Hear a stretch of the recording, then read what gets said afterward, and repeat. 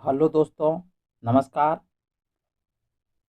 GK Educare point में आपका स्वागत है। दोस्तों, आज हम लोग प्राचीन भारतीय इतिहास से एक टॉपिक को पढ़ेंगे। टॉपिक है जैन धर्म।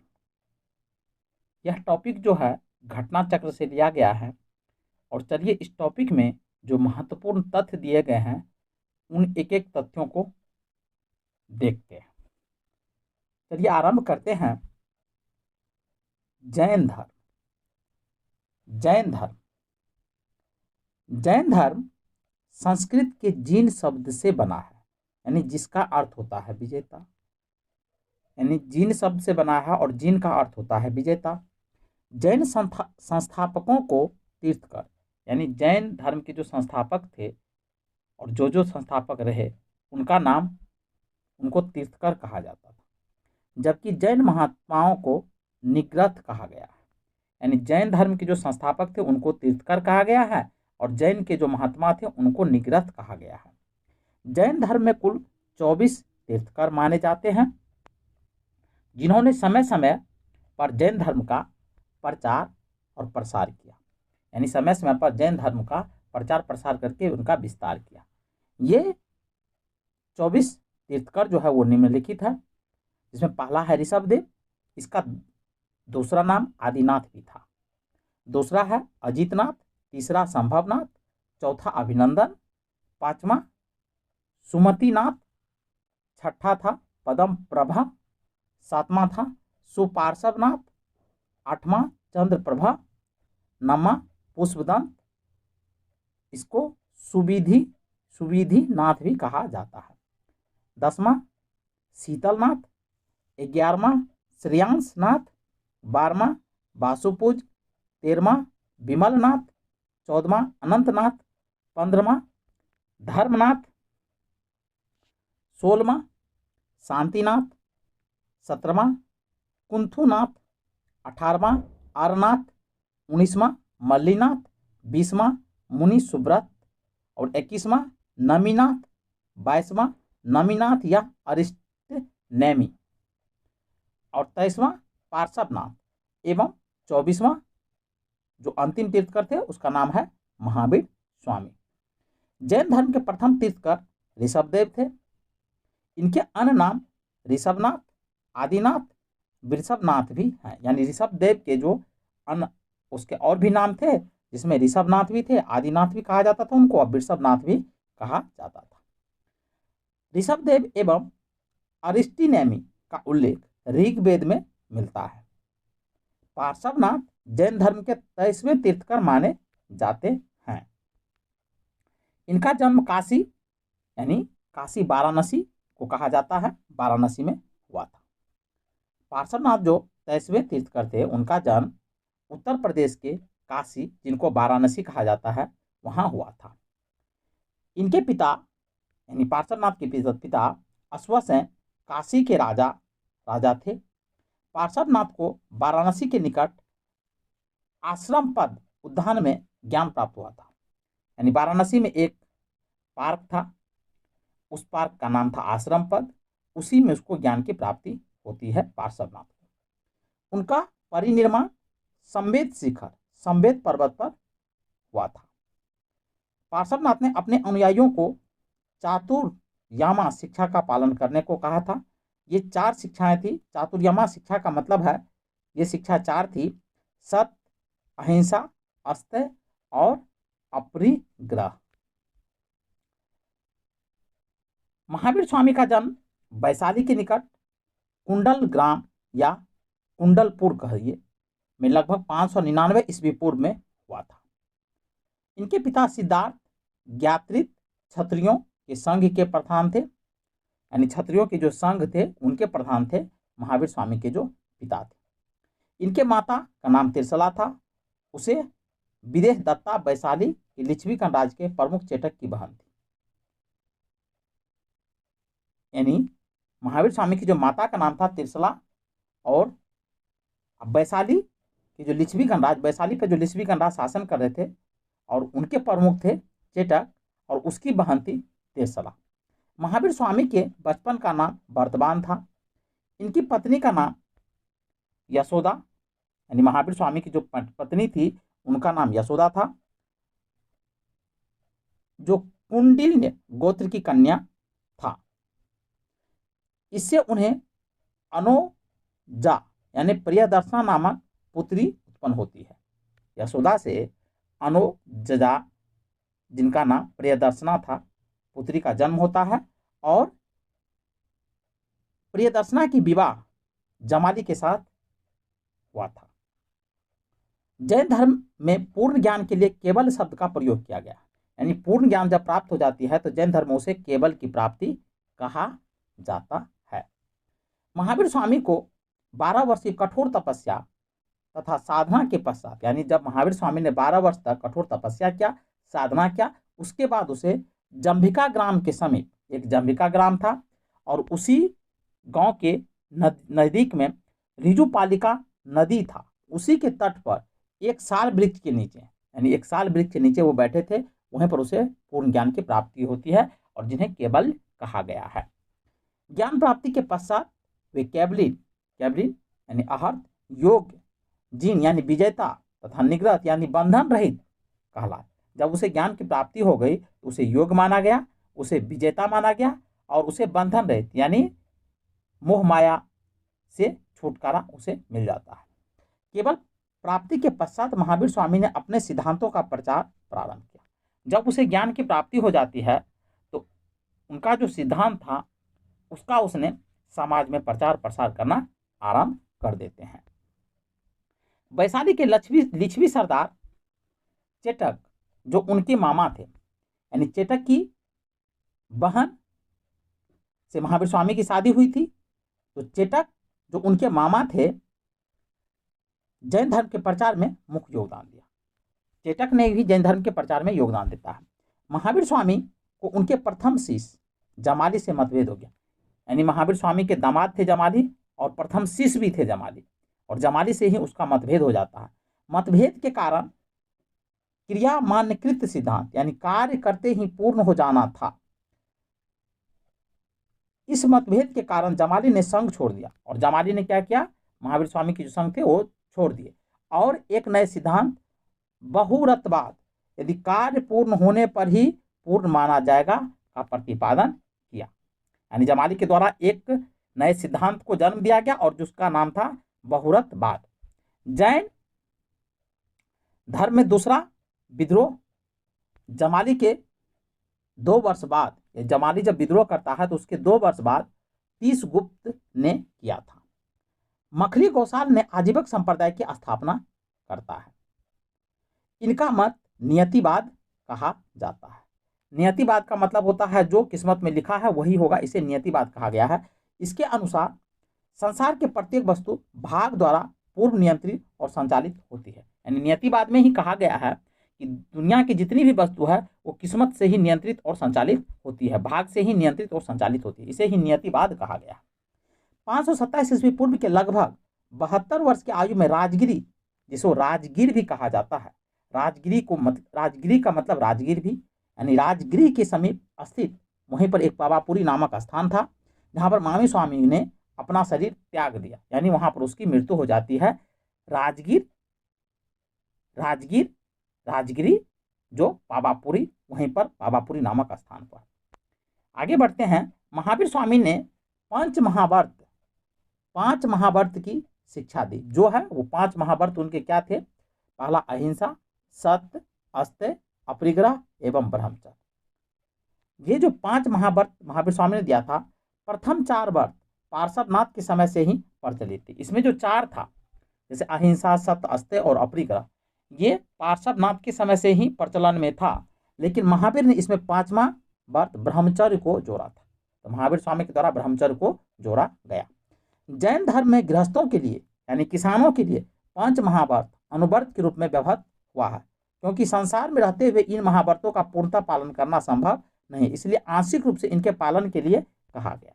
यानी ये जो 5 महाव्रत है, इस 5 महाव्रत में गृहस्थ यानी किसान के लिए आंशिक रूप से यानी कुछ मात्रा में इनका पालन भी किया जा सकता है और उसे किसानों के लिए बनाया गया था। अब देखिए ये 5 अनुव्रत है, अहिंसानुव्रत, सत्यानुव्रत, अस्तेयानुव्रत, ब्रह्मचार्यानुव्रत और अपरिग्रहानुव्रत।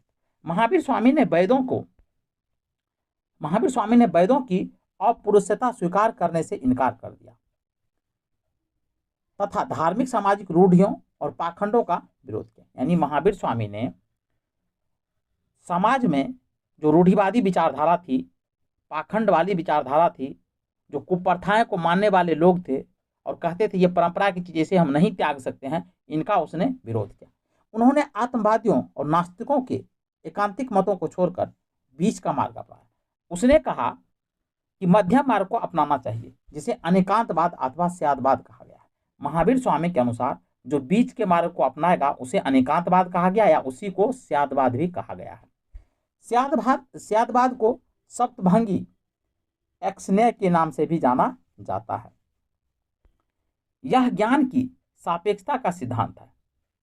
महावीर स्वामी पुनर्जन्म एवं कर्मवाद में विश्वास करते थे। यानी महावीर स्वामी मानते थे कि व्यक्ति को अच्छा कर्म करना चाहिए क्योंकि उसका पुनर्जन्म होता है, और यदि अच्छे कर्म करेगा तभी अच्छे घर में जन्म लेगा और सुख संपन्न होगा वो। कर्मवाद में भी क्योंकि वह विश्वास करते हैं, किंतु ईश्वर के अस्तित्व में उसका विश्वास नहीं था। लेकिन वह यह मानता था कि ईश्वर का अस्तित्व नहीं है, वह कभी भी ईश्वर के अस्तित्व में विश्वास नहीं करते थे। प्रथम जैन तीर्थकर एवं उनके प्रतीक चिन्ह को देख लेते हैं।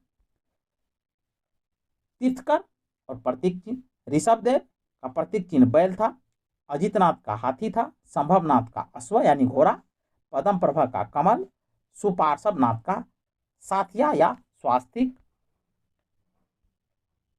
मल्लीनाथ का कलश, नमीनाथ का नीलकमल और नेमीनाथ का शंख, पार्श्वनाथ का सर्प और महावीर स्वामी का सिंह। अज्ञान के कारण कर्म जीव की ओर आकर्षित होने लगता है, जिसे आस्त्रभ कहते हैं। क्रोध, लोभ, मान, माया आदि कुप्रवृत्तियों यानी कास्य है। कुप्रवृत्तियों का मतलब जो गलत है, जो अज्ञान के कारण उत्पन्न, ये कुप्रवृत्ति जो है ये अज्ञान के कारण उत्पन्न होती है। जैन धर्म में मोक्ष के लिए 3 साधन आवश्यक बताए गए हैं। मोक्ष के लिए यानी ईश्वर की प्राप्ति के लिए जो लौकिक सत्ता है, लौकिक सत्ता से जो परलौकिक सत्ता में जाने के लिए ये 3 जो साधन बताए गए हैं, ये है सम्यक दर्शन, सम्यक ज्ञान और सम्यक चरित्र। इन तीनों को जैन धर्म में त्रिरत्न की संज्ञा दी गई। यानी त्रिरत्न जो है जैन धर्म से संबंधित है। त्रिरत्न के अनुसरण करने से यानी उनका पालन करने से कर्मों का जीव की ओर प्रवाह रुक जाता है, जिसे संवर कहते हैं। इसके बाद जीव में पहले से व्याप्त कर्म समाप्त होने लगते हैं, इसे निर्जरा कहा गया है। जब जीव में कर्म का अवशेष पूर्ण समाप्त हो जाता है तब वह मोक्ष प्राप्त कर लेता है। जैन धर्म में अनंत चतुष्टय है: अनंत ज्ञान, अनंत दर्शन, अनंत वीर्य, अनंत सुख। महावीर स्वामी ने अपने जीवन काल में एक संघ की स्थापना की और इस संघ में 11 प्रमुख अनुयायी सम्मिलित थे। ये थे गंधर्व कहे गए और ये गंधर्व कहे गए। इनके नाम है इंद्रभूति, अग्निभूति, वायुभूति, तीनों भाई। आर्यव्यक्त, सुधर्मन, मुंडित, मौर्यपुत्र, अंकपित, अचल भ्राता, मैत्राय तथा प्रभास। महावीर की मृत्यु के पश्चात यानी बाद सुधर्मन जैन संघ का प्रथम अध्यक्ष बना। सुधर्मन की मृत्यु के पश्चात जम्बू यानी 44 वर्षों तक संघ का अध्यक्ष रहे। यानी जम्बू जो थे वो 44 वर्ष तक जैन संघ का अध्यक्ष रहा। अंतिम नंद राजा के समय शंभु, विजय तथा भद्रबाहु संघ के अध्यक्ष थे। महावीर द्वारा प्रदत्त 14 पब्बों यानी पूर्वों प्राचीनतम जैन ग्रंथों के विषय में जानने वाले ये दोनों अंतिम व्यक्ति थे। कालांतर यानी बाद में जैन संप्रदाय 2 संप्रदायों में बंट जाता है, यानी विभक्त हो गया। और ये संप्रदाय थे, पहला श्वेतांबर और दूसरा दिगंबर। स्थूल भद्र के जो अनुयायी थे वे श्वेतांबर कहलाते थे, जबकि भद्रबाहु के जो अनुयायी थे वो दिगंबर कहलाते थे। यापनीय जैन धर्म का एक संप्रदाय है। यापनीय भी जो है जैन धर्म का एक संप्रदाय है। अब चलिए देखते हैं प्रथम जैन सभा 310 ईस्वी पूर्व में पाटलिपुत्रा यानी पटना में पाटलिपुत्रा में स्थूलभद्र की अध्यक्षता में संपन्न हुई थी। ये बहुत ही इंपॉर्टेंट प्रश्न है, इनको ध्यान रखेंगे। इस सभा में जैन धर्म के 12 अंगों का संकलन किया गया है। इसमें भद्रबाहु के अनुयायी ने भाग नहीं लिया था, यानी प्रथम जो जैन धर्म का सम्मेलन हुआ था इसमें भद्रबाहु के अनुयायी भाग नहीं लिए थे। द्वितीय जैन सभा 6ठी शताब्दी में 512 ईस्वी में वल्लभी यानी वल्लभी गुजरात में थे, वहां देवधी गण या क्षमा सरवन की अध्यक्षता में संपन्न हुई। क्षमा सरवन का दूसरा नाम देवधृग गण भी था। द्वितीय जैन सभा के समय 12 अंग, 12 उपांग, 10 प्रकीर्ण, 6 छेद सूत्र, 4 मूल सूत्र, अनुयोग सूत्र का संकलन हुआ। जैन साहित्य को आगम यानी सिद्धांत कहा जाता है।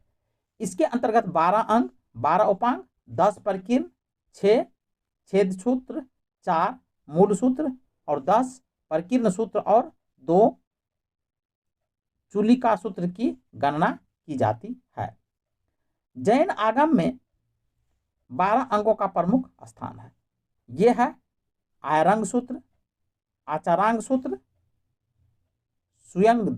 सुयग दंग यानी सूत्र, कृतांग, थानंग, स्थानांग, समव्यायांग,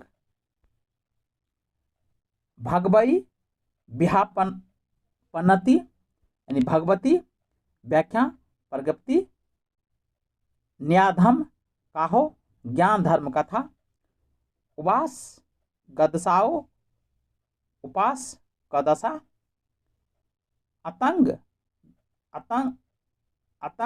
ददसाओ, अतंक दर्शा, अनुत्रोब बाय दशाओं, अनुत्रो पपा ती कदसा,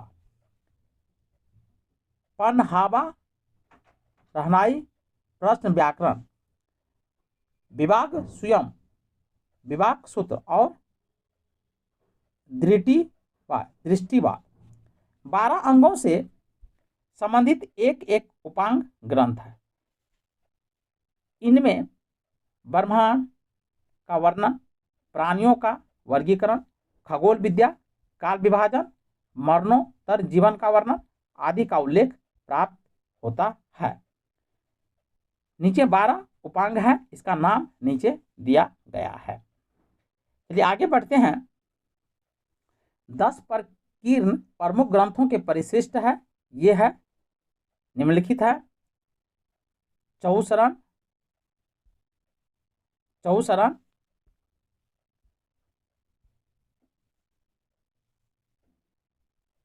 आगे देखते हैं।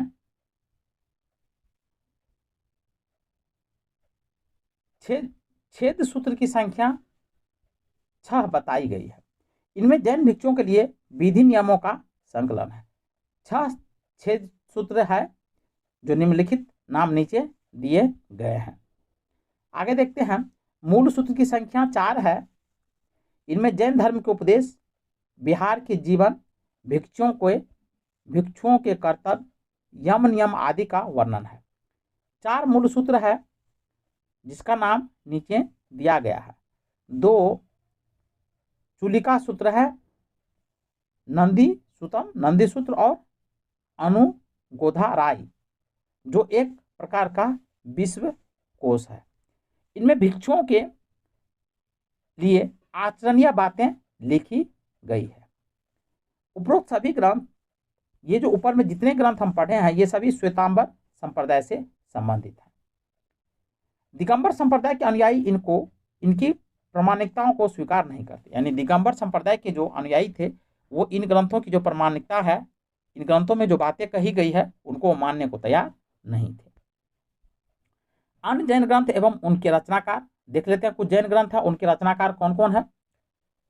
जैन ग्रंथ कल्पसूत्र के रचनाकार भद्रबाहु, स्यादबाद मंजरी के मल्ली सेन, न्यायवतार के सिद्ध सेन या दिवाकर, न्याय दीपिका के धर्मभूषण, पंचविंशतिका के पदम नंदी, परिशिष्ट पर्वन के हेमचंद, दव्य संग्रह के नेमीचंद, तत्वार्थ सूत्र के उमा स्वामी, श्लोक वर्तिका के विद्यानंद स्वामी और प्रवचनसार कुंद।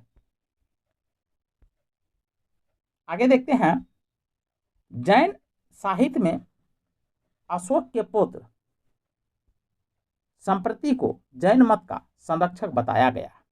वह उज्जैन में शासन करता था, जिनके कारण उज्जैन जैन धर्म का एक प्रमुख केंद्र बन गया था। जो उज्जैन वर्तमान में मध्य प्रदेश में है। जैनियों का दूसरा प्रमुख केंद्र मथुरा था। यहाँ से अनेक मंदिर, प्रतिमाएं, अभिलेख आदि प्राप्त हुए हैं। कलिंग का चेदी शासक यानी कलिंग जो था उड़ीसा में, खारवेल जैन धर्म के महान संरक्षक थे। कलिंग के सबसे योग्य शासक खारवेल थे और वो जैन धर्म को संरक्षण प्रदान किया था, यानी उनको बढ़ावा दिया था। इसने भुवनेश्वर के नजदीक उदयगिरी और खंडगिरी की पहाड़ियों को कटवाकर जैन भिक्षुओं के निवास के लिए गुहा बनवाया था। यानी खारवेल जो थे, खारवेल उड़ीसा पर शासन करते थे, जो वर्तमान में उड़ीसा है, और यहीं पर उदयगिरी और खंडगिरी की पहाड़ी थी और उनको कटवा दिया था। और जैन भिक्षु जो थे, जो उनके अनुयायी थे, उनके रहने के लिए गृह घर बनाए थे। राष्ट्रकूट राजाओं के शासनकाल 9वीं शताब्दी में गुजरात और राजस्थान में जैन धर्म 11वीं और 12वीं शताब्दी में अधिक लोकप्रिय रहा था। यानी राष्ट्रकूट राजाओं का जो शासन था गुजरात और राजस्थान के क्षेत्रों पर था, और इन लोगों ने भी, यानी राष्ट्रकूट राजा जो थे, उसने भी जैन धर्म को संरक्षण दिया था, उनको बढ़ावा दिया था। खजुराहो के मंदिर हिंदू मंदिर और जैन धर्म से संबंधित है। माउंट आबू के दिलवारा जैन मंदिर संगमरमर के बने हैं और ये माउंट आबू राजस्थान में है। इनका निर्माण गुजरात के चालुक्य यानी सोलंकी शासक भीमदेव प्रथम के समान का मतलब होता है एक तरह का गुलाम कहिए, यानी विमल शाह ने करवाया था।